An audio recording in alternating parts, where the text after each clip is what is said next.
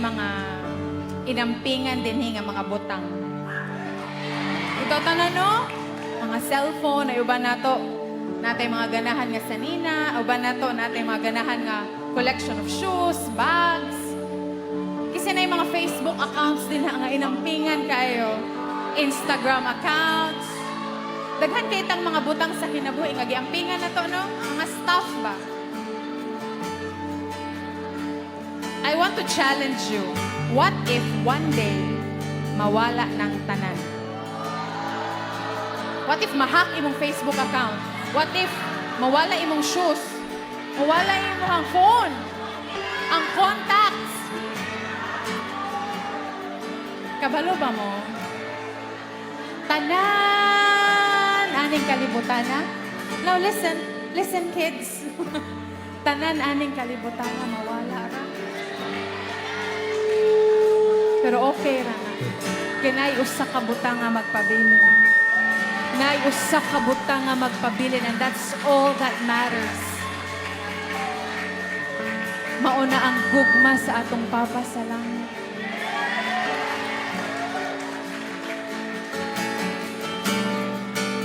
Can you all close your eyes and just think, imagine, kanang tinud-anay ba nga?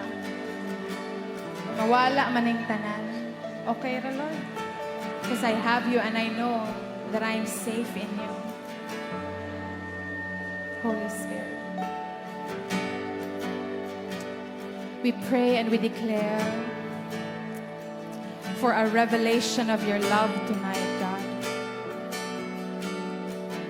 Embrace your children. Give us a revelation nang imong gugma ang tinud-anay nga gamater aning kalibutan. Wa na ilain. Hallelujah.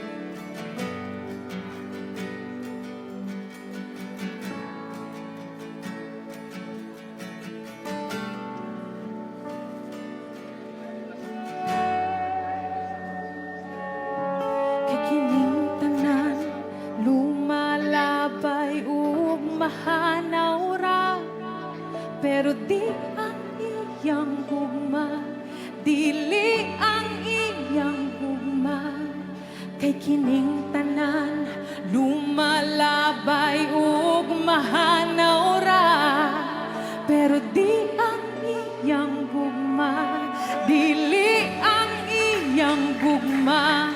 Kay kining tanan, lumalabay ug mahanaw ra, pero di ang iyang gugma, dili ang iyang gugma. Kay kining tanan, lumalabay ug mahanaw ra, pero di ang iyang gugma, dili ang Come on, every voice, declare it. Kay kining tanan, lumalabay ug mahanaw ra, pero di ang iyang gugma, dili ang iyang gugma. Kay kining tanan, lumalabay ug mahanaw ra, pero di ang iyang gugma, dili ang iyang gugma. Kay kining tanan, lumalabay ug mahanaw ra,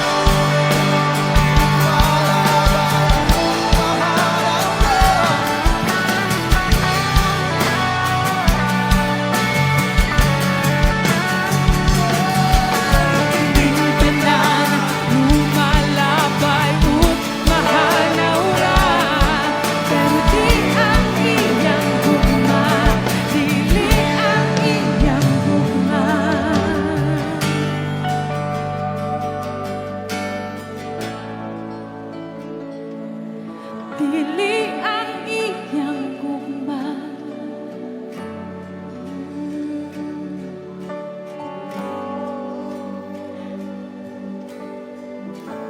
Mahanaw man ang tanan, dili ang iyang gugma.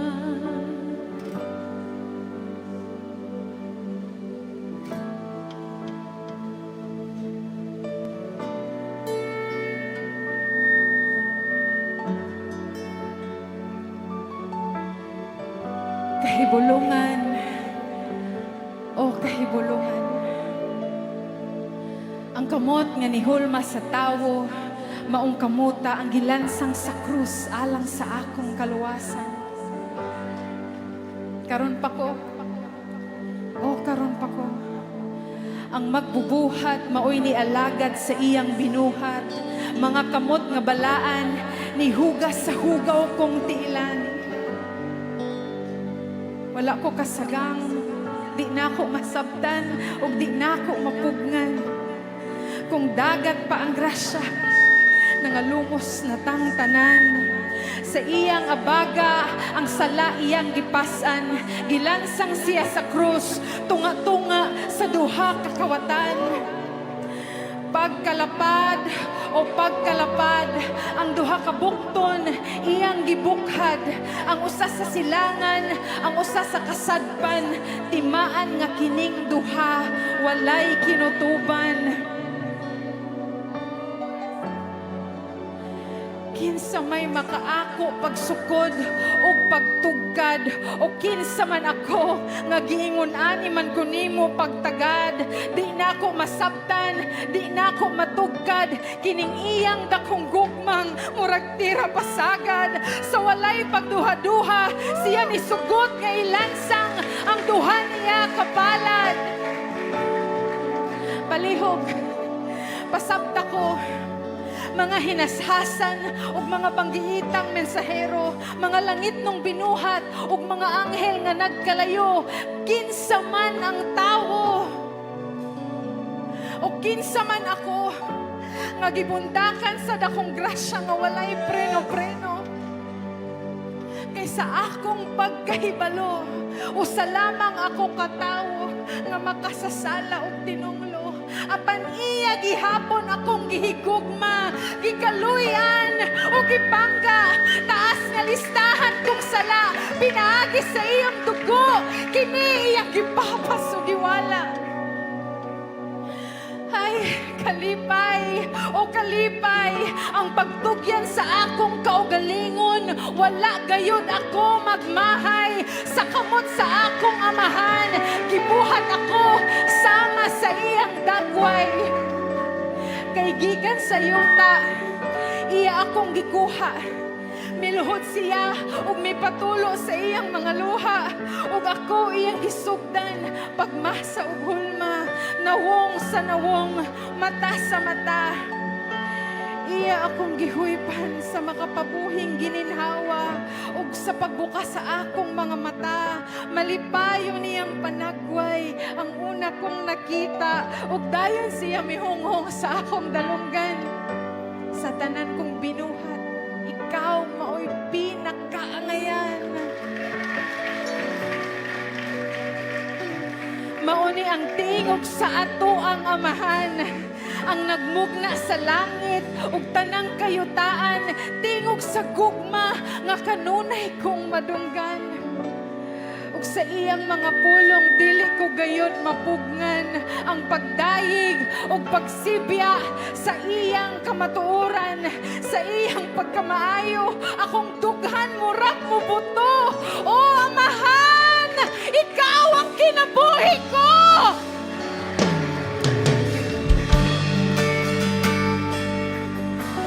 Ang imong gininhawa, maoy akong gininhawa.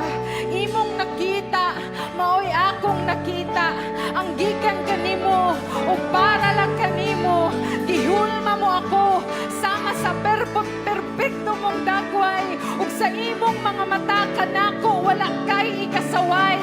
Gikan sa abog, imo akong gipabarog, huyag kong mga bukton, imong gihatagan og Diya sa imong mga dughan, ako mo pauraray. Ug sa imong mga bukton, ako mo pahuway.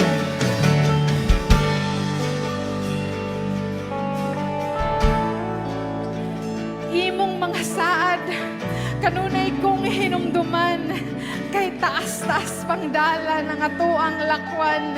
Ikaw ug ako, sugod ug sukad pa sa sinugdanan. Ang akong kamatuoran, akong gigikanan, akong padulngan, ug akong hangtod sa kahangturan. Kukti akong kamot, ug atong sugdan, ang walay katapusan.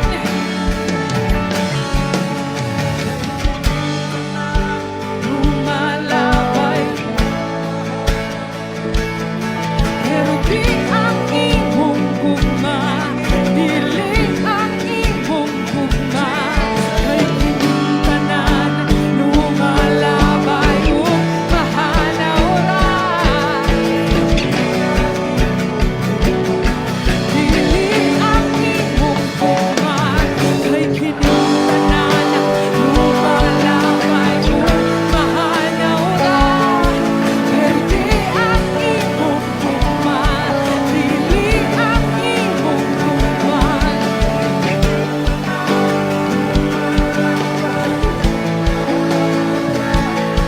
Pero di ang imong gugma, dili ang imong gugma.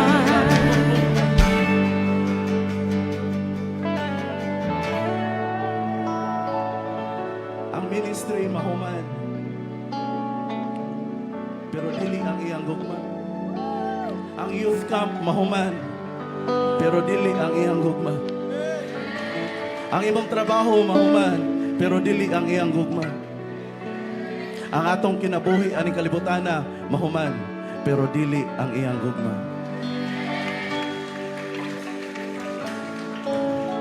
So karong kagabion, Ginoo, among i-focus ang among mga mata sa eternal nga butang. Ikaw, Jesus, ang takos tutukan, ang takos daygon, o ang takos himayaon. Dili ang mga banda, dili ang simbang Bisaya, dili ang mga tao nga nadres atubangan. Bisag naamis elevated nga platform, pero mas taas pa nga platform ang naa ni Jesus karon. Thank you, God.